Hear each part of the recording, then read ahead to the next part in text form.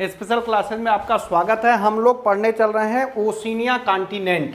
कौन सा? Oceania continent पढ़ने चल रहे हैं। ठीक है, ओशिनिया कॉन्टिनेंट में कौन सम्मिलित है सब कुछ हम लोग देखेंगे। ओशिनिया कॉन्टिनेंट सातों कॉन्टिनेंट में सबसे छोटा कॉन्टिनेंट है, यह ध्यान रखिएगा। इसमें सम्मिलित है आपका, देखिए ये ऑस्ट्रेलिया है, न्यूजीलैंड आपको दिख रहा है, तस्मानिया भी है, और इधर माइक्रोनेशिया, मेलेनेशिया, पॉलिनेशिया। माइक्रोनेशिया के जो द्वीप हैं वो भी ओशिनिया कॉन्टिनेंट में सम्मिलित हैं। मेलेनेशिया के जो छोटे छोटे द्वीप हैं वो भी शामिल हैं ओशिनिया कॉन्टिनेंट में, और पॉलिनेशिया के जो छोटे छोटे द्वीप हैं वो भी शामिल हैं। मेलेनेशिया, माइक्रोनेशिया, पॉलिनेशिया के जितने छोटे छोटे द्वीप हैं सब प्रशांत महासागर में स्थित हैं, और ये भी ओशिनिया के भाग हैं। बाकी ऑस्ट्रेलिया तो है ही है, और आपका न्यूजीलैंड भी ओशिनिया कॉन्टिनेंट में आता है। देखिए ओशिनिया कॉन्टिनेंट के अगर हम यहाँ से देखें तो ये मकर रेखा जा रही है।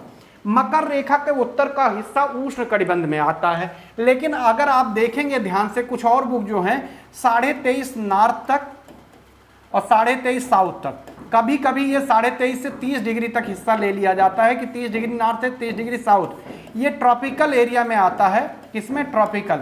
ये वहाँ के टेम्परेचर के हिसाब से डिसाइड किया जाता है, 23.5 या 30 कर दिया जाए, तो कभी कभी 30 तक कर दिया जाता है। अगर 30 तक हम देखें, अगर यहाँ तक हो जाता है तो इसके ऊपर का हिस्सा पूरा आप देखेंगे कहाँ, किस हिस्से में है? ट्रॉपिकल हिस्से में है। और ऑस्ट्रेलिया जब कॉन्टिनेंट, या ऑस्ट्रेलिया तो चूंकि सबसे बड़ा देश है इसलिए ऑस्ट्रेलिया कॉन्टिनेंट के नाम से भी जानते हैं। तो ऑस्ट्रेलिया का जो फैलाव आप देखेंगे वो कैसा है? पश्चिम से पूरब है, पश्चिम से पूरब है, तो ये इसका ज़्यादातर हिस्सा उष्ण कटिबंध में आता है, इसीलिए इसको प्यासी भूमि का देश भी कभी कभी कहा जाता है। अब आइए आगे समझते हैं, एक एक पॉइंट समझते हुए चलते हैं। ये आपका ऑस्ट्रेलिया देश दिख रहा है। छोटे छोटे द्वीपों को अगर हटाकर हम ऑस्ट्रेलिया पे स्टडी करें तो ज़्यादा अच्छा रहेगा। ऑस्ट्रेलिया के पूरब में आप देखेंगे तो पैसिफिक ओशन यानी प्रशांत महासागर आपको देखने को मिलेगा। कौन सा? प्रशांत महासागर देखने को मिलेगा। पश्चिम में आप देखेंगे तो आपको हिंद महासागर देखने को मिलेगा। उत्तर में आप देखेंगे तो देखिए ये आराफुरा सागर आपको दिख रहा है, आराफुरा सागर, और ये गल्फ ऑफ कारपेंट्रिया है उत्तर में। दक्षिण में आप देखेंगे तो यहाँ पे तस्मान सागर है, तस्मान सागर है, ये देखिए तस्मान से यहाँ पे लिखा हुआ है, पूरा फैला हुआ, और ग्रेट ऑस्ट्रेलियन बाइट भी है, मतलब बृहत ऑस्ट्रेलिया खाड़ी भी है दक्षिण में। अब थोड़ा सा और चलते हैं आगे, क्योंकि बहुत प्रश्न पूछा जाता है। तो उत्तर पश्चिम में कौन सा है? तिमोर सागर आपको ये दिख रहा है। कौन सा सागर दिख रहा है? तिमोर सागर। क्या लोकेशन हो जाएगी? उत्तर पश्चिम में, खूब पूछा जाता है। अब उत्तर पूरब में क्या स्थित है? ग्रेट बैरियर रीफ है। क्या स्थिति है ग्रेट बैरियर रीफ की? उत्तर पूर्व। कभी कभी पूछ लेता है उत्तर दक्षिण में, यहाँ दो नदियाँ आ रही हैं, डार्लिंग नदी, मर्रे नदी, तो कभी कभी पूछता है मर्रे और डार्लिंग नदियों का क्षेत्र क्या है? तो दक्षिण पूर्व है, ध्यान रखिएगा, ऑस्ट्रेलिया के दक्षिण पूर्व में विस्तृत है। तो ये स्थिति हो गई कि उत्तर में अराफुरा, नीचे तस्मान, पूरब में पैसिफिक, दक्षिण में हिंद, उत्तर पश्चिम में तिमोर, उत्तर पूरब में आपका ग्रेट बैरियर रीफ, और अगर दक्षिण पूर्व पूछा जाएगा तो आप बोल सकते हैं कि मर्रे और डार्लिंग नदियां बहती हैं। ठीक है, इतनी बात हो गई। अच्छा, इस कॉन्टिनेंट के जो छोटे छोटे द्वीप हैं प्रशांत महासागर में, माइक्रोनेशिया के, मेलेनेशिया की, पॉलिनेशिया के, इनका जो ये जो निर्मित हुए हैं, इनकी जो उत्पत्ति हुई है ज्वालामुखी से हुई है या मूंगे से हुई है, ज़्यादातर की बात कर रहे हैं। ठीक है, अब ऑस्ट्रेलिया कॉन्टिनेंट की बात करते हैं। जो आप देख रहे हैं ये स्थिति है। ऑस्ट्रेलिया कॉन्टिनेंट की खोज करी थी जेम्स कुक ने। खोज का मतलब है समुद्री मार्ग की। 1770 में पहली बार दुनिया को जो यूरोप वासी थे वो वहां पहुंचे।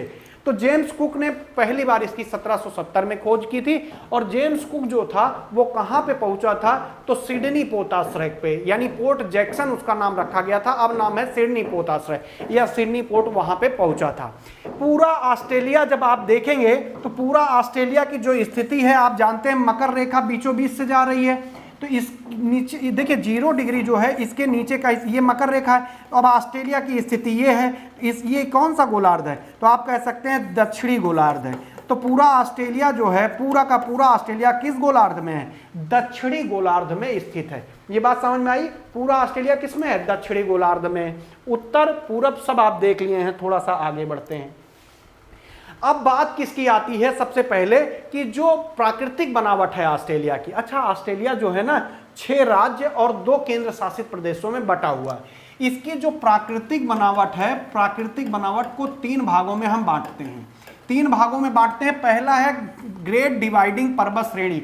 ग्रेट डिवाइडिंग रेंज जो है अगर आप देखेंगे तो ऑस्ट्रेलिया के पूरब में उत्तर से पश्चिम फैला हुआ है। देखिए यहां से केप यार्प, ये प्रायद्वीप केप यार्प दिख रहा है, केप यार्प दिख रहा है, यहाँ पे क्वींसलैंड भी है, आप देख सकते हैं क्वींसलैंड है या केप यार्प आप कह लीजिए, और नीचे आपको क्या दिख रहा है, तस्मान दिख रहा है। तो केप यार्प प्रायद्वीप से लेकर ये जो तस्मानिया या क्वींसलैंड से लेकर तस्मान तक ये फैला हुआ है। कहां तक, तस्मानिया तक फैला हुआ है। ठीक, तो ग्रेट डिवाइडिंग रेंज है ये, क्या है, ग्रेट डिवाइडिंग रेंज है। इसका फैलाव पूछा जाए तो या तो आप केप यार्प कह लीजिए या आप कह लीजिए क्वींसलैंड से लेकर कहां तक है, तस्मानिया तक। और किस स्थिति में है तो आप बताएंगे पूरे ऑस्ट्रेलिया के पूरब में उत्तर से दक्षिण पूरी लंबाई में फैला हुआ है। इसको क्या कहते हैं, ग्रेट डिवाइडिंग रेंज कहते हैं। ये एक उच्च भूमि है। इसी में आप देखेंगे, ये देखिए माउंट एक लिखा हुआ कोइस्को, ये ऑस्ट्रेलिया की भी सर्वोच्च चोटी है और ग्रेट डिवाइडिंग रेंज की भी सर्वोच्च चोटी है। 2228 मीटर ऊंची है, कहीं कहीं 2230 लिखा होगा। ये इतना मीटर इसकी ऊंचाई है। तो अगर आप ऑक्सफोर्ड यूज कर रहे हैं तो 30 लिखा होगा, या कुछ और यूज कर रहे हैं तो उसमें 28 लिखा होगा, कोई आप बुक पढ़ेंगे वगैरह। ठीक है, दूसरा जो है, अच्छा ग्रेट डिवाइडिंग रेंज की खासियत आप देख ही रहे हैं, 2 नदियां कौन सी, मर्रे डार्लिंग नदी है। ठीक, अभी आगे आपको दिखाएंगे। चलिए आगे समझ लीजिए थोड़ा सा। हाँ, दूसरा है मध्यवर्ती मैदान। जो ग्रेट डिवाइडिंग रेंज है उसके पश्चिम में कारपेंट्रिया की खाड़ी से ग्रेट ऑस्ट्रेलियन बाइट तक इसका विस्तार इस तरह देखने को मिलता है। इसको कहते हैं मध्यवर्ती मैदान। क्या कहते हैं, मध्यवर्ती मैदान के नाम से जानते हैं। ये मध्यवर्ती मैदान है, मध्यवर्ती मैदान के नाम से इसको जाना जाता है। दूसरा पॉइंट जो हम डिवाइड कर रहे हैं किसके, प्राकृतिक बनावट के आधार पर। ग्रेट डिवाइडिंग पर्वत श्रेणी के पश्चिम में आप इसको देख सकते हैं, कारपेंट्रिया की खाड़ी से ग्रेट ऑस्ट्रेलियन बाइट तक इसका फैलाव है। इसके बीच में एक झील आपको देखने को मिलेगी। देखिए ये झील दिख रही है, कौन सी झील है, लेक ऑफ आयर, आयर झील है। यहां पर लिख दें, कहीं और लिख देते हैं, ये है आयर झील। आयर झील अगर आप देखेंगे तो जो भूमि तल है उससे 12 मीटर नीचे है, और पूरे ऑस्ट्रेलिया का सबसे नीचा पॉइंट भी आयर झील है। ठीक है, इसके हिस्से में भी मर्रे डार्लिंग नदी का बेसिन आता है। मर्रे डार्लिंग नदी का जो बेसिन आता है, कृषि उत्पादक क्षेत्र भी खूब ज़्यादा अच्छे से है। तो मर्रे डार्लिंग नदी क्षेत्र जो है मध्यवर्ती मैदान में आता है, जबकि नदियां कहाँ से निकलती हैं, ग्रेट डिवाइडिंग रेंज से निकलती हैं। यहाँ पे आप देखेंगे जो मर्रे डार्लिंग नदी क्षेत्र है ये बहुत ज़्यादा कृषि उत्पादक क्षेत्र है। कारण ये है कि मध्यवर्ती मैदान जो आप देख रहे हैं यहाँ वर्षा बहुत कम होता है, तो मर्रे डार्लिंग जहाँ पे बहती है वहाँ पे कृषि उत्पादक क्षेत्र खूब पाया जाता है। जो मध्यवर्ती क्षेत्र है यहाँ पे कुछ कूप बनाए गए हैं, कुएं बनाए गए हैं। कुएं बनाए गए हैं मतलब कुआं को खोदा गया है, उनमें से अपने आप पानी निकलता रहता है। इसको कहते हैं उत्सृत कूप, उत्सृत कूप बोलते हैं। क्या, कौन सा, उत्सृत कूप नाम है। ठीक है, उत्सृत कूप है जिसमें से खोदने के बाद अपने आप पानी निकलता रहता है, इसको उत्सृत कूप कहते हैं। और इन्हीं कूपों का, जब कई कूपों का एक बृहद क्षेत्र लिया जाता है, मतलब कई छोटे छोटे उसमें कुएं हो, तब उसको ग्रेट आर्टिजन बेसिन कहा जाता है। क्या कहा जाता है, यहां पर लिख दे रहे हैं, ग्रेट आर्टिजन बेसिन के नाम से जाना जाता है। ठीक है, उत्सृत कूप कहाँ मिलते हैं तो ऑस्ट्रेलिया में, ध्यान रखिएगा, वो भी मध्यवर्ती मैदान में, ये भूलना आपको नहीं है। ग्रेट आर्टिजन बेसिन कहाँ मिलते हैं तो ऑस्ट्रेलिया में, ये भी नहीं भूलना है। तीसरा जो प्राकृतिक रूप से बंटवारा है वो है पश्चिमी पठारी क्षेत्र। पश्चिमी पठारी क्षेत्र की बात यहाँ पे हो रही है। पश्चिमी जो पठारी क्षेत्र है उसका फैलाव कुछ इस तरीके से है, या ये जो क्षेत्र आप देखेंगे तो खनिज संसाधन की दृष्टि से क्या है, खनिज संसाधन की दृष्टि से बहुत महत्वपूर्ण आप समझ सकते हैं। खनिज संसाधन की दृष्टि से, क्योंकि अगर आप देखेंगे तो कारगुर्री खान है, कुलगाड़ी खान है, सोने की खानें हैं, यहीं पर स्थित हैं। ये क्षेत्र यहाँ पे बृहत रेतीला मैदान पाया जाता है। आप देखेंगे यहाँ पे गिब्सन मरुस्थल है, ग्रेट सैंडी डिजर्ट है, ग्रेट विक्टोरिया डिजर्ट है, सारे डिजर्ट यहाँ पे फैले हुए हैं। तो बहुत सारे मरुस्थल भी यहाँ पे हैं, चूंकि मरुस्थलीय क्षेत्र है इसलिए यहाँ पे खनिज खूब मिलता है। तो ये हो गई प्राकृतिक बनावट ऑस्ट्रेलिया की। अब आइए सबसे पहले चलते हैं अगले पॉइंट पे, ऑस्ट्रेलिया की प्रमुख नदियों को देखते हैं। पहले देखेंगे क्या, प्रमुख नदियां। एक एक पॉइंट पे आगे बढ़ेंगे हम लोग। पहली नदी दिख रही है मर्रे नदी। हम आपको पहले ही बता चुके हैं, जो ये ग्रेट डिवाइडिंग रेंज है यहां से मर्रे नदी निकलती है। ठीक, अगर पूछा जाए कहां पे, तो ये आपको न्यू साउथ वेल्स दिख रहा है। न्यू साउथ वेल्स जो राज्य है यहां से निकलती है। वो भी न्यू साउथ वेल्स के कहां से, ये जो कोइस्को पठार है यहां से निकलती है। देखिए ये निकल रही है नदी, ये जा रही है और ये जाके यहां पानी गिरा रही है। अभी बताते हैं आगे। तो निकल कहां से रही है, आप कह सकते हैं कोइस्को पठार से, कोइस्को पठारी क्षेत्र से, चोटी से नहीं, पठार से। कहां से निकल रही है, कोइस्को पठार से निकल रही है ये। ठीक है, अब न्यू साउथ वेल्स की सीमा के सहारे ये आगे बढ़ती है। एक झील है यहाँ पे, शायद आपको एटलस में देखने को मिल जाए, अगर नहीं मिलती है तो आप लिख लीजिएगा, अलेक्जेंड्रिया झील है। अलेक्जेंड्रिया झील के पास से होती हुई बहती है और पानी कहाँ गिराती है अगर पूछा जाए तो ये जहाँ पे पानी गिरा रही है ये है एनकाउंटर की खाड़ी। एटलस में आप देख सकते हैं एनकाउंटर की खाड़ी है, यहाँ पे अपना जल गिराती है। कहाँ पे, एनकाउंटर की खाड़ी। इसमें आप देख सकते हैं एनकाउंटर की खाड़ी लिखा हुआ है। स्पेंसर की खाड़ी ये है, ये किसकी खाड़ी है, ये वाली स्पेंसर की खाड़ी है। स्पेंसर की खाड़ी है, उसके ठीक नीचे एनकाउंटर की खाड़ी है, वहां अपना जल गिरा देती है। इसकी दो सहायक नदी है। एक नदी है, देखिए ये जो नदी जा रही है ये डार्लिंग नदी है। एक नदी और यहां पे आ रही है इस तरह से, ये मुरुम्बजी है और ये वाली डार्लिंग नदी है। तो अगर पूछे मर्रे नदी की कौन कौन सी सहायक नदी है, पानी कहाँ गिराती है, एनकाउंटर खाड़ी लिख लीजिए पहले, खाड़ी में। ठीक है, दो सहायक नदियां कौन कौन सी हैं इसकी, एक है मुरुम्बजी और दूसरा डार्लिंग इसकी सहायक नदी है। डार्लिंग इसकी प्रमुख सहायक नदी है। आइए अब डार्लिंग नदी देखते हैं। डार्लिंग जो नदी आप देखेंगे ये ग्रेट डिवाइडिंग रेंज से निकलती है, यहां से निकलती है और निकलकर मर्रे नदी से मिलकर एनकाउंटर की खाड़ी में ही अपना जल ये भी गिरा देती है। ठीक है, कहां पे, एनकाउंटर की खाड़ी में। विक्टोरिया, न्यू साउथ वेल्स, इन सब राज्यों से प्रवाहित होती हुई आके किससे मिल जाती है, मर्रे नदी से मिल जाती है। एक शहर है उसका नाम क्या है, एक सेकंड जरा देखने दीजिए, एडिलेड है। एडिलेड के ठीक पहले जो है मर्रे और डार्लिंग नदियां मिलती हैं, वहीं पे एक मुंगो नेशनल पार्क भी बना हुआ है, ध्यान रखिए। तो जो डार्लिंग नदी है ये निकल कहां से रही है, ग्रेट डिवाइडिंग रेंज से निकल रही है। अपना पानी कहां गिरा रही, पानी गिरा कहां रही है, मर्रे नदी से मिल जाती है, कह लीजिए मर्रे नदी से मिल जाती है। अच्छा, ये पीडीएफ अगर आप लोगों को चाहिए तो आप लोग मांग सकते हैं, कोई दिक्कत नहीं है। उसके बाद अगली नदी देख लीजिए, मुरुम्बजी नदी। ये आपने देखा मुरुम्बजी नदी बह रही है, कहाँ से, न्यू साउथ वेल्स में बहती है, ग्रेट डिवाइडिंग रेंज से निकलती है। और ग्रेट डिवाइडिंग रेंज के पास एक जगह है, देखिए इसमें दिया है क्या, अच्छा सिडनी ओपेरा भी इधर ही है, ध्यान रखिएगा नहीं तो भूल जाइए। ठीक है, तो ये जो मुरुम्बजी है देखिए यहाँ से निकल रही है एग्जैक्टली कैनबरा के पास से। कैनबरा जो है यहाँ पे कैनबरा है, कैनबरा के पास से ही निकल रही है। कैनबरा से निकल कर किससे मिल जा रही है, मर्रे नदी की सहायक नदी है। तो कहाँ से निकल रही है, कैनबरा के पास से ग्रेट डिवाइडिंग रेंज से। और किससे मिल जा रही है बाद में, मर्रे नदी से मिल जा रही है, तो मर्रे की सहायक नदी। अगली नदी देख रहे हैं मर्चिंसन नदी। अब आपको जरूरत पड़ेगी इस एटलस की, चूंकि इसमें आपको मर्चिंसन नदी देखिए यहाँ पे बहती हुई दिख जाएगी। मर्चिंसन नदी देखिए यहाँ पे, एक सेकंड देखिए, ये दिख रहा है, ये देखिए ये मर्चिंसन नदी इसमें बह रही है। ये मर्चिंसन, यहाँ पे लिखा हुआ है मर्चिंसन नदी। कहाँ से निकल रही है, पूछा जाता है कि मर्चिंसन नदी निकल रही है, माउंट अगस्त है, यहाँ देखिए माउंट अगस्त है ये, वहां से निकलकर कहाँ पर अपना जल गिरा रही है, तो हिंद महासागर में।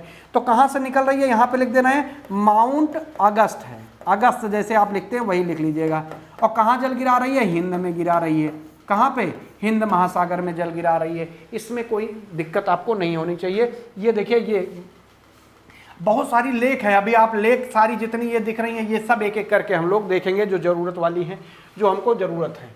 ऑस्ट्रेलिया की प्रमुख पर्वत श्रेणियां, पहला है ग्रेट डिवाइडिंग रेंज, जो आपने देख ही लिया, इधर है, इधर विस्तार पूरा है। कहाँ से लेकर, केप यार्क से लेकर पूरा तस्मानिया तक ये फैला हुआ है। ठीक है, कहाँ तक, तस्मानिया तक ग्रेट डिवाइडिंग रेंज पूरा फैला हुआ है। ऑस्ट्रेलिया का क्वींसलैंड हो गया, न्यू साउथ वेल्स हो गया, विक्टोरिया हो गया, इन सब क्षेत्रों में ग्रेट डिवाइडिंग रेंज फैला हुआ है, ध्यान रखिए। यहीं पर ऑस्ट्रेलिया की सर्वोच्च चोटी क्वेस्ट को स्थित है। दूसरा अगला देखेंगे आप, तो अब इस एटलस को भी साथ में उठाइए और देखिए, एक होता है ग्रेगरी रेंज, कहाँ पे है, अगला है ग्रेगरी रेंज। इसका फैलाव कहाँ है, देखिए ये ग्रेगरी पर्वत श्रेणी है, ठीक जो ये बढ़ रही है इसी के पास इस तरह फैली हुई है ग्रेगरी रेंज, ग्रेगरी रेंज बोलते हैं या ग्रेगरी पर्वत श्रेणी बोलते हैं, आप लिख सकते हैं। खासकर ये क्वींसलैंड के क्षेत्रों में यहाँ पे फैलाव देखिए, इस तरह आप एटलस खोलेंगे तो ये ग्रेगरी रेंज मिलेगा। जहाँ पे ये गिलबर्ट लिखा हुआ है, उसी गिलबर्ट नदी है, उसी के आप देखेंगे पश्चिम में आपको देखने को मिल जाएगा। यहाँ पे गिलबर्ट नदी है, मिशेल नदी है, ठीक उसी के बगल में क्वींसलैंड जो इसका राज्य है वहाँ आपको देखने को मिलेगा। और दूसरी पर्वत श्रेणी आपको मिलेगी ग्रे पर्वत श्रेणी। ग्रे पर्वत श्रेणी जो है, अगर आप देखना चाहते हैं तो ऑस्ट्रेलिया का क्वींसलैंड देखिए, क्वींसलैंड में पश्चिम से पूर्व फैली हुई ग्रे श्रेणी आपको देखने को मिल जाएगी। इसमें लिखा हुआ है क्या, देख लीजिएगा आप लोग, क्वींसलैंड में ये देखिए ग्रे रेंज यहाँ पे लिखा हुआ है, ये देखिए पश्चिम से पूर्व इसका फैलाव ऐसे नहीं बल्कि फैलाव थोड़ा सा ऐसे है इसका, ठीक है, थोड़ा सा पश्चिम से पूर्व फैलाव आपको देखने को मिल जाएगा कि पश्चिम से पूर्व दिशा में, ये देखिए ग्रे रेंज लिखा हुआ है, ये क्वींसलैंड में ही फैला हुआ है। अगली आपको जो श्रेणी मिलेगी वो फिलेंडर श्रेणी मिलेगी।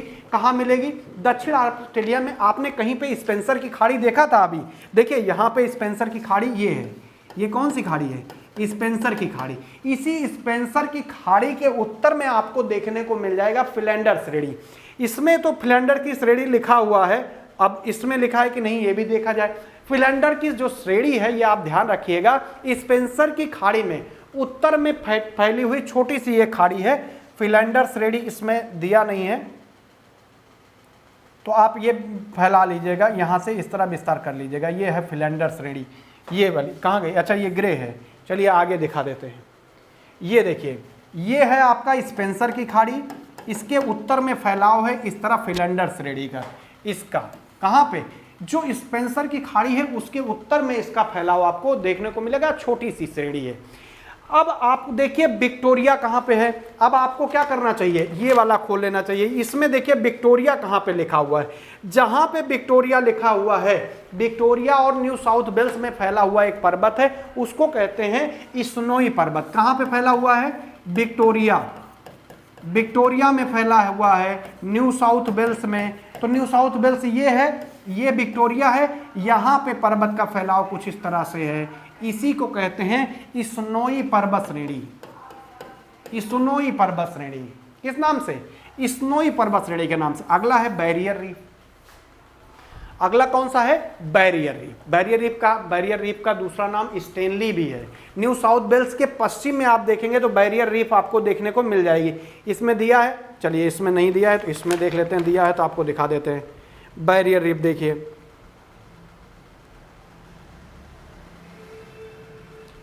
बैरियर रीफ या बार्गो रीफ, बैरियर रीफ देखिए ये फैला हुआ है न्यू साउथ वेल्स में, इसमें नहीं दिया है, ये फैलाव कर लीजिएगा आप, ये कर लीजिएगा, ये है बैरियर रीफ, बैरियर रीफ है।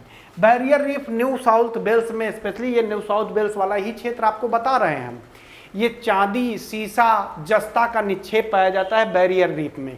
इसको इस पर्वत श्रेणी का नाम स्टेनली पर्वत श्रेणी भी है। ऐसे ही एक श्रेणी और है, डार्लिंग रेंज बोलते हैं उसको, जो कि आप देखेंगे पश्चिम ऑस्ट्रेलिया के दक्षिणी तट पर फैला हुआ है, डार्लिंग रेंज। ये देखिए यहाँ पे फैला हुआ है डार्लिंग रेंज, ये देखिए यहाँ पे फैला हुआ है डार्लिंग रेंज का, यहाँ पे ये है डार्लिंग रेंज। आप एटलस लेके देख रहे होंगे तो लगा लीजिएगा निशान, तब तक हम पेन बदल लेते हैं। इसमें थोड़ा सा हमको वाइट लेना चाहिए था ताकि आपको बना के दिखा सकें। अगला देखिए मैकडोनाल्ड श्रेणी फैली हुई है, मैकडोनाल्ड श्रेणी इसमें लिखी हुई है, देखिए ये मैकडोनाल्ड रेंज है। मध्यवर्ती जो उच्च भूमि है उसमें मैकडोनाल्ड फैला हुआ है, ये आप कह सकते हैं इसका जो उत्तरी राज्य है, नॉर्दर्न टेरिटरी है, उसमें फैला हुआ। नॉर्दर्न टेरिटरी ये लिखा हुआ है ना, इसी में फैला हुआ है कौन सा, मैकडोनाल्ड रेंज जिसको बोलते हैं। उसके बाद अगला देखिए कौन सा है, मैकडोनाल्ड खत्म हो गया, डार्लिंग खत्म हो गया, चलिए आगे चलते हैं। मैकडोनाल्ड श्रेणी हो गई। अगला है ब्लू माउंटेन। ब्लू माउंटेन का फैलाव कहाँ है? किंग लेपर्ड श्रेणी अभी दिखा देते हैं आपको, पहले अब आ जाते हैं, मैकडोनाल्ड दिखा दिया तो ब्लू माउंटेन देख लीजिए। किंग लेपर्ड जो है पहले यही देख लीजिए, ब्लू माउंटेन ही देख लीजिए, न्यू साउथ वेल्स में फैला हुआ है, न्यू साउथ वेल्स में अवस्थित है। यहाँ पे आपको देखने को मिलेगा, देखिए ग्रैम्पियंस पर्वत, स्नोई पर्वत, इसमें नहीं दिया है, दिया है क्या? नहीं दिया है क्या? इसमें दिया है, देख लें।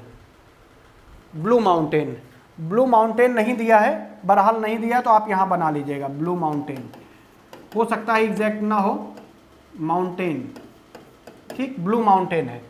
अगला है किंग लेपर्ड श्रेणी। किंग लेपर्ड श्रेणी का कहाँ फैलाव है ये देख लीजिए, जो पश्चिमी ऑस्ट्रेलिया है इसके उत्तरी भाग में दक्षिण पश्चिम में देखिए किंग लेपर्ड श्रेणी यहाँ पे लिखा हुआ है इसमें, तो यहाँ पे आप बना लीजिएगा किंग लेपर्ड श्रेणी, लिखा तो नहीं है, इस तरह फैलाव है इसका किंग लेपर्ड श्रेणी का, ठीक है। पश्चिमी ऑस्ट्रेलिया के उत्तर पश्चिम में स्थित है, उत्तर पश्चिम में स्थित है, ठीक है। ऐसे तस्मान पर्वत है जो न्यूजीलैंड के दक्षिणी द्वीप पर है। ये आप जब न्यूजीलैंड इसमें दिख नहीं रहा है, न्यूजीलैंड कुछ इस तरह तरीके से है, देखिए यहाँ बना दे रहे हैं इस तरह से, तो जो दक्षिणी हिस्सा है यहीं पर तस्मान पर्वत है। ये क्या है जो बनाया है? न्यूजीलैंड है। न्यूजीलैंड का ये उत्तरी भाग है, ये दक्षिणी भाग है, तो दक्षिणी जो छोर है या आप कह सकते हैं दक्षिणी जो द्वीप है वहां पर फैलाव है तस्मान पर्वत का। चलिए आगे आ जाइए, प्रमुख झीलों पे आ जाइए।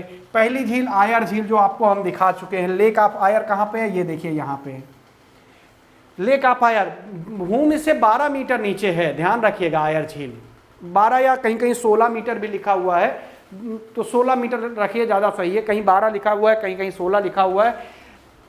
दक्षिण ऑस्ट्रेलिया के उत्तर में स्थित है, ध्यान रखिएगा। इसकी गहराई 12 मीटर है, लेकिन जो सबसे ज़्यादा जहाँ पे गहराई है वो 16 मीटर है। बात ये है फिलैंडर्स की पहाड़ियों में स्थित है, अभी फिलैंडर्स की पहाड़ियाँ यहीं पे आपको दिखाई गए, वहीं पर स्थित है। और ऑस्ट्रेलिया का क्या है? निम्नतम बिंदु है, निम्नतम बिंदु है, ध्यान रखिएगा। अगला है टॉरेंस झील। टॉरेंस झील की क्या खासियत है ये देख लीजिए कहाँ पे है? दक्षिण ऑस्ट्रेलिया में गालर श्रेणी आपको दिखेगी, स्पेंसर खाड़ी के उत्तर में। देखिए टॉरेंस झील है, क्या इसमें दिया है? लेक ऑफ टॉरेंस दिया है? नहीं दिया है, हो सकता है दिया हो, अभी ना दिख रहा हो। लेक ऑफ टॉरेंस जो है आयर झील के दक्षिण में है। लेक ऑफ ग्रैंडनर दिया है, ग्रैंडनर दिया है, टॉरेंस झील ये दिया है, देखिए ग्रैंडनर झील ये दिया है, इसके बीच में यहाँ पे ये वाली झील, ये वाली झील है ये, ठीक है। इसका नाम है लेक ऑफ टॉरेंस झील। कहाँ पे है? लेक ऑफ आयर के दक्षिण में है, और जो ग्रैंडनर झील है उसके उत्तर में आपको देखने को मिल जाएगा। तो 3 झीलें मिली, लेक ऑफ आयर, उसके बाद टॉरेंस झील, उसके बाद ग्रैंडनर झील आपको यहाँ पे दिख गई। टॉरेंस झील एक नमकीन झील है, ठीक है, उथली है, जो उथला होगा वो नमकीन हो ही जाता है। न्यूजीलैंड के उत्तरी भाग, फिर से वही बात आ गई, न्यूजीलैंड का एक भाग है, दूसरा भाग है, यहाँ पे आपको देखने को मिल जाएगा न्यूजीलैंड के उत्तरी भाग में ताउपे झील। वैसे पूछा जाता है मैके झील कहाँ पे स्थित है? जो पश्चिमी ऑस्ट्रेलिया में हिस्सा है, इसमें बनी हुई तो नहीं दिख रही है मुझे, लेक ऑफ मैके ये बनी है, लेक ऑफ मैके ये बनी हुई है, पश्चिमी ऑस्ट्रेलिया में स्थित है।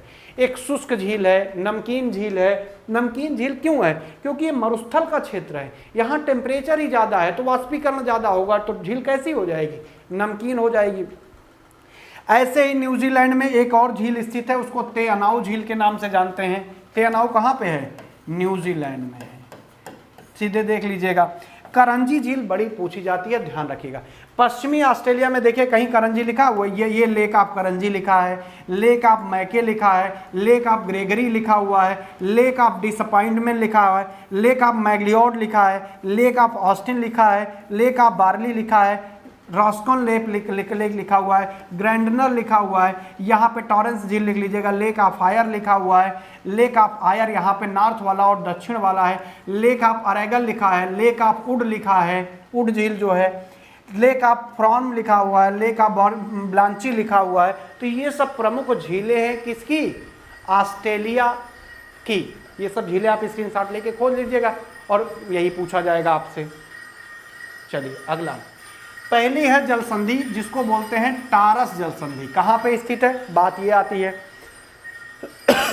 यहाँ पे आपको अराफुरा सागर दिख रहा है, इसके ऊपर आप देखेंगे ना, अराफुरा सागर के ऊपर यहाँ पे कुछ इस तरह से फैलाव है किसका, न्यू गिनी का, पपुआ न्यू गिनी का फैलाव है। जब आप न्यू गिनी का फैलाव देखेंगे तो आप पाएंगे कि जो नीचे का हिस्सा है पपुआ न्यू गिनी ऑस्ट्रेलिया के बीच में, यहां पे आपको एक कौन सी जल संधि मिलेगी, टारस जल संधि। कौन सी जल संधि यहां पे मिलेगी, टारस जल संधि। पूछा जाए टारस जल संधि किसको किसको अलग करती है, तो न्यू गिनी को करती है और ऑस्ट्रेलिया को करती है।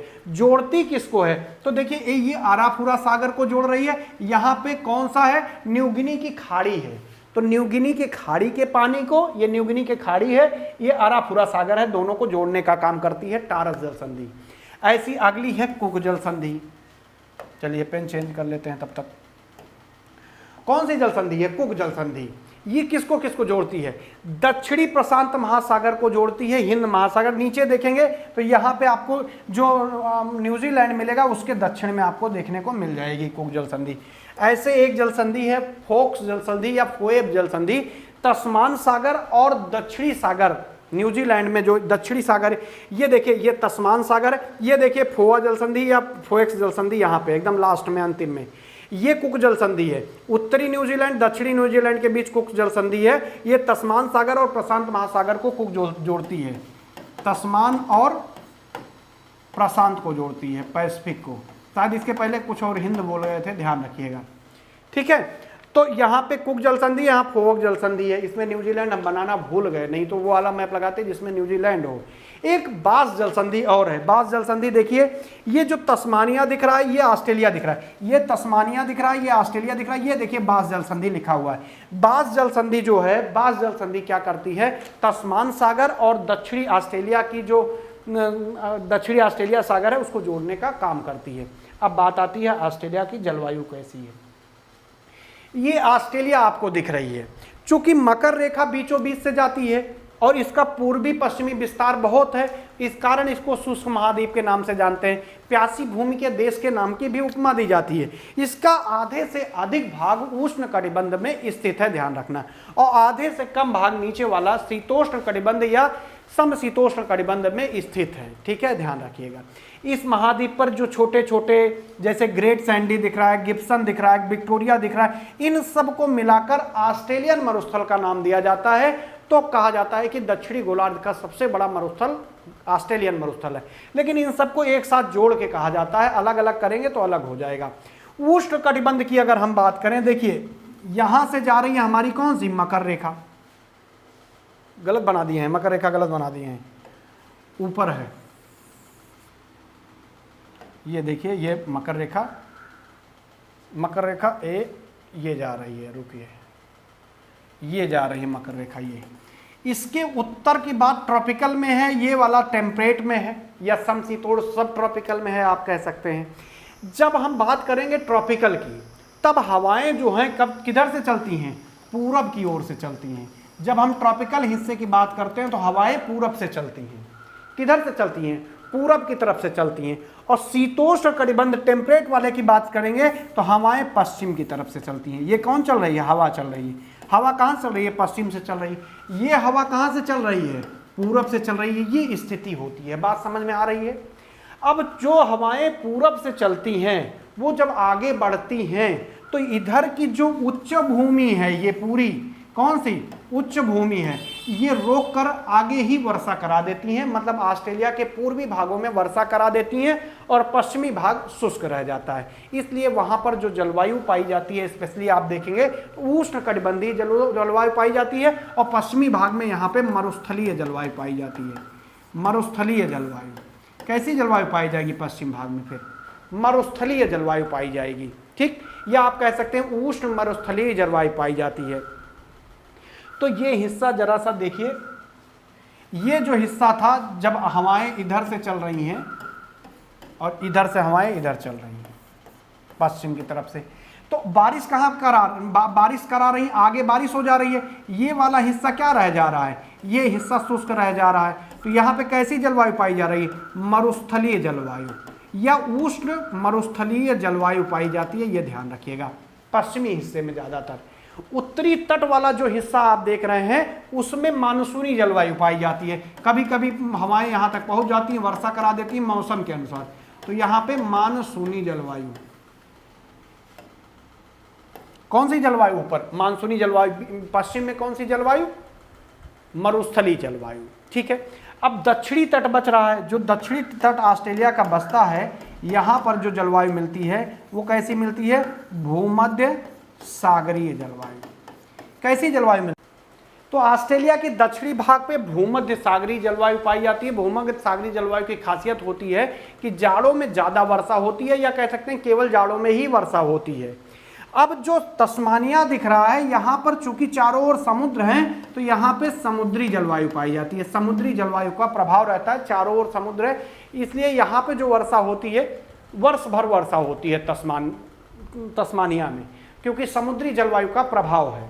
ठीक है, अगर हम पूरे ऑस्ट्रेलिया की बात करें तो ऑस्ट्रेलिया का सबसे ज़्यादा हिस्सा कौन सा वो हिस्सा है जहाँ सबसे अधिक वर्षा होता है? तो उत्तरी भाग और उत्तर पूर्वी भाग। उत्तरी भाग मतलब ये वाला हिस्सा पूरा, और उत्तर पूर्वी भाग ये वाला हिस्सा सबसे अधिक वर्षा प्राप्त करता है, क्योंकि यहाँ पे पूर्वा हवाएं चलती हैं जिनको रोक कर पर्वत वर्षा करा देते हैं, जिसके द्वारा क्या होता है यहाँ पे वर्षा अच्छी खासी हो जाती है। ऐसे ऑस्ट्रेलिया की जो वनस्पतियां हैं वर्षा से प्रभावित होती हैं। ये उत्तर पूर्वी भाग और उत्तर भाग में बारिश खूब हो रही है, तो कैसे वन मिलेंगे? पहले भी बता चुके हैं, सदाबहार वन मिलेंगे, सदाबहार वन मिलते हैं। अब जैसे दक्षिण पूर्वी जो क्षेत्र है या दक्षिण पश्चिमी, मतलब दक्षिण पूर्वी क्षेत्र आप देखेंगे और दक्षिण पश्चिमी क्षेत्र देखेंगे, इन क्षेत्रों में किस तरह का वन पाए जाते हैं? तो हमेशा यहाँ पे पतझड़ वन आपको देखने को मिलेंगे। शीतोष्ण एरिया में अगर आप देखेंगे तो शीतोष्ण एरिया मतलब मकर के नीचे वाले हिस्से में, यहाँ पे पूरे में यूकेलिप्टस खूब मिलते हैं। ठीक, यूकेलिप्टस मिलते हैं। 2 प्रकार की घासें ऑस्ट्रेलिया में मिल जाती हैं।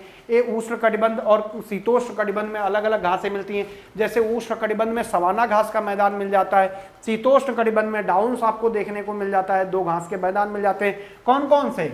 एक मिलता है सवाना, एक मिलता है डाउन्स। 2 घास के मैदान मिलते हैं। ठीक है, ये ध्यान रखिएगा, इंपॉर्टेंट है। सवाना जो है वहाँ पे साल्ट बुश नाम की वनस्पति है, मुलगा वनस्पति मिल जाती है आपको देखने को। ऑस्ट्रेलिया का कुछ क्षेत्र है डाउन्स वाला, वो उसको पार्क भूमि के नाम से भी जाना जाता है। पार्क भूमि के नाम से भी इसको जाना जाता है, जो डाउन्स का मैदान है, जो शीतोष्ण में स्थित है। ठीक है, ये ध्यान रखिएगा। अब आगे और चलते हैं। ऑस्ट्रेलिया आप देख रहे हैं, तो ऑस्ट्रेलिया कॉन्टिनेंट जो आपको ये दिख रहा है, इसमें मुख्य जो पशु होते हैं वो कंगारू है। कंगारू खूब मात्रा में पाया जाता है। बम्बट पाया जाता है यहाँ पे। प्लेटिपस एक जानवर भी है, वृक्ष के साथ साथ वो भी पाया जाता है। यहाँ एक विचित्र पक्षी मिलता है, जरा आपको बता देते हैं हम। एमू एक पक्षी मिलता है। एमू नाम सुना होगा, ऑस्ट्रेलिया में मिलता है। इसकी टांगें बहुत लंबी होती हैं। लंबी टांग वाला क्या है? ये विचित्र प्राणी है।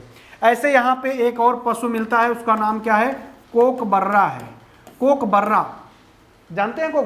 कोकबर्रा क्या करता है? हंसी वाला जानवर है, खूब हंसता है। ऐसा है जो हंसता रहता है। ठीक है, दूसरा एक और है लायर बर्ड।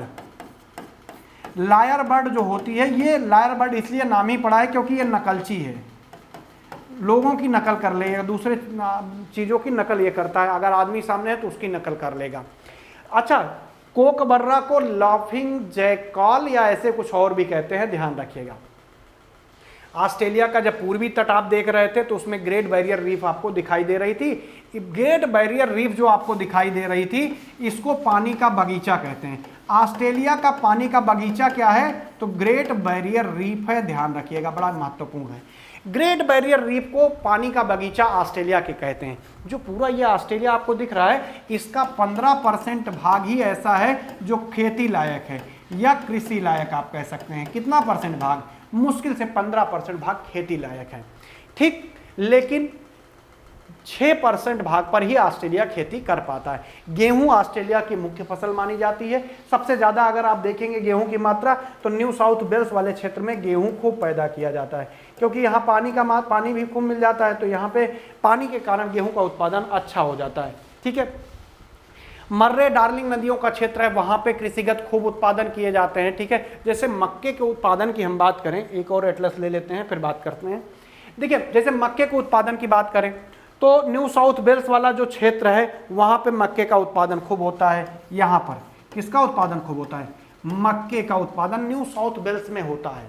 ठीक, पूरे ऑस्ट्रेलिया के न्यू साउथ वेल्स में मक्के का उत्पादन खूब होता है। ठीक है, यहीं पर गन्ने का भी उत्पादन खूब होता है, यहीं पर कपास का भी उत्पादन खूब होता है। तो मक्का, गन्ना, कपास न्यू साउथ वेल्स एरिया, मर्रे डार्लिंग नदियों के जो बेसिन है वहां पे खूब उत्पादन किया जाता है।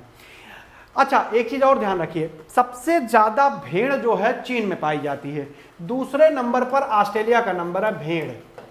यहीं पर मेरीना भेड़ पाई जाती है, जिसके ऊन का निर्यात ऑस्ट्रेलिया करता है, अकेले सबसे ज्यादा करता है मेरीना भेड़, और कहीं नहीं पाई जाती ज्यादातर। तो ऊन उत्पादन देखिए, भेड़ में दूसरा नंबर है, ऊन उत्पादन में भी ऑस्ट्रेलिया कॉन्टिनेंट का दूसरा नंबर है, जबकि ऊन उत्पादन में आप देखेंगे तो चीन का पहला स्थान है। मेरिनो भेड़ हमने बता दिया, मेरिनो भेड़ के ऊन का निर्यात भी खूब करता है। ठीक है, पश्चिमी ऑस्ट्रेलिया में आप देखेंगे तो दो खाने आपको मिल जाएंगी। एक खान का नाम है, जो दोनों सोनों की खान है, कालगुरली। क्या नाम है? कालगुरली और कुलगार्डी। कालगुरली और कुलगार्डी, ये दो खाने जो हैं सोने की खाने हैं, जो कहां पे मिलती हैं? पश्चिमी ऑस्ट्रेलिया में, वेस्टर्न ऑस्ट्रेलिया में। यहां पर पश्चिमी ऑस्ट्रेलिया में मिल जाती हैं, वेस्टर्न ऑस्ट्रेलिया में आपको देखने को मिल जाएंगी। ठीक है, पश्चिमी ऑस्ट्रेलिया में। और स्वर्ण खाने हैं, सोने के खाने हैं। ऐसे जब आप क्वींसलैंड देखेंगे, क्वींसलैंड कहां पे है? यहां पे है क्वींसलैंड का फैलाव। क्वींसलैंड का जो क्षेत्र है वहां बॉक्साइट निक्षेप मिलते हैं। बॉक्साइट क्या मिलता है यहां पे? बॉक्साइट। और एक चीज ध्यान रखिएगा, ऑस्ट्रेलिया इस समय बॉक्साइट का फर्स्ट जो है निर्यातक है या उत्पादक? उत्पादक देश है, निर्यातक नहीं, उत्पादक देश है। निर्यात हो सकता है कोई और करता हो। ऐसे न्यू साउथ वेल्स का अभी ब्रोकन हिल्स पहाड़ी आपको दिखाए थे। ब्रोकन हिल्स पहाड़ी जो इस तरह से फैली हुई थी, ब्रोकन हिल्स, वहां पे क्या था? सबसे ज्यादा जस्ता मिलता है, शीशा मिलता है, लेड मिलता है, इन सब का उत्पादन किया जाता है। चांदी का उत्पादन खूब किया जाता है न्यू साउथ वेल्स के ब्रोकन हिल्स में। ऐसे पिलबरा क्षेत्र है, लोहे का उत्पादन करता है। उसके यूरेनियम के उत्पादन में ऑस्ट्रेलिया का शायद, याद तो मुझे नहीं है, तीसरा स्थान है इस समय उत्पादन में, देख लीजिएगा एक बार। मांस उत्पादक में भी काफी अच्छा इसका स्थान माना जाता है। ठीक है, क्वींसलैंड खासकर मांस का भी निर्यात खूब करता है। ठीक है, आइए अब आपको दिखा देते हैं मेलेनेशिया और जो आपका बच रहा है वो क्षेत्र। देखिए एक एक करके समझते हैं। मेलेनेशिया सबसे पहले देख लेते हैं। मेलेनेशिया ये जो द्वीप है, इसमें कौन कौन से द्वीप शामिल है पूछा जाता है। इसमें देखिए पपुआ न्यू गिनी शामिल है। ये देखिए पपुआ न्यू गिनी वाला क्षेत्र है, ये पूरा पपुआ न्यू गिनी इसमें शामिल है, ध्यान रखिएगा। सोलोमन आइसलैंड है, सोलोमन है। वनवातु ये लिखा हुआ है, न्यू कैलिडोनिया है, फिजी है। ये सब इसमें शामिल हो जाते हैं। किसमें? मेलेनेशिया में। फिजी हो गया, सोलोमन हो गया, वनवातु हो गया, न्यू कैलिडोनिया हो गया, ये सब इसमें शामिल होते हैं मेलेनेशिया में। पूछता है, सीधे के सीधे प्रश्न पूछता है। ठीक है, इसका सबसे पूर्वी भाग जो है वो फिजी है, ध्यान रखिएगा। ठीक, फिजी।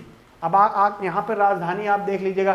फिजी जो फिजी है वो गन्ने के लिए बहुत ज़्यादा प्रसिद्ध है। फिजी की राजधानी सुआ है, तो राजधानी भी देख लीजिएगा। फिजी में हिंदू धर्म के लोग रहते हैं। यहीं पर आप देख रहे हैं वनवातु दिया हुआ है। वनवाती लगभग, वनवातु जो है ये 80 ज्वालामुखी का समूह है। यहाँ पे 80 ज्वालामुखियों का समूह यहाँ पे पाया जाता है। ठीक है, इसकी राजधानी वनवातु की है पोर्टबिला। 80 ज्वालामुखियों का ही समूह है वनवातु, इसकी राजधानी पोर्टबिला है। फिजी की राजधानी आप क्या जानते हैं? सुआ है। जो माइक्रोनेशिया है इसमें स्पेशली 4 या 5 छोटे छोटे द्वीप, 4 ही कहे जाते हैं, जैसे मार्शल आइसलैंड है, मैरियाना आइसलैंड है, ये सब इसमें शामिल है। मार्शल है, ग्लिबर्ट है, मार्शल हो गया, माइक्रोनेशिया स्टेट है, गुआम है।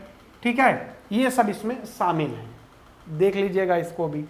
अब बचा पॉलिनेशिया। पॉलिनेशिया में छोटे छोटे द्वीप आते हैं। मेलेनेशिया के पूरब में है, मेलेनेशिया के पूरब में, और माइक्रोनेशिया के अगर देखा जाए तो दक्षिण में आप कह सकते हैं। इसमें कौन कौन सा आता है देख लीजिए। हवाई द्वीप आता है, टोंगा आता है, जितना आता है, समोआ, तुवालू, न्यूनू, कुक आइलैंड हो गया। ठीक है, ये सब क्षेत्र इसमें आता है, ध्यान रखिएगा। ठीक, किरिबाती भी यहीं पे कहीं लिखा होगा तो किरिबाती भी लिख लीजिएगा। किरिबाती कहीं लिखा है, इसमें नहीं लिखा है, ये देखिए लिखा है किरिबाती, किरिबाती भी इसमें शामिल है, ठीक है, किरिबाती है। टोंगा का हिस्सा शामिल है इसमें, ठीक है। तो ये सब आप ध्यान से देख लीजिएगा, ये सब छोटे छोटे द्वीप इसमें शामिल हैं। तो ये हुआ ऑस्ट्रेलिया कॉन्टिनेंट खत्म। चलते हैं अगले पॉइंट पे। धन्यवाद।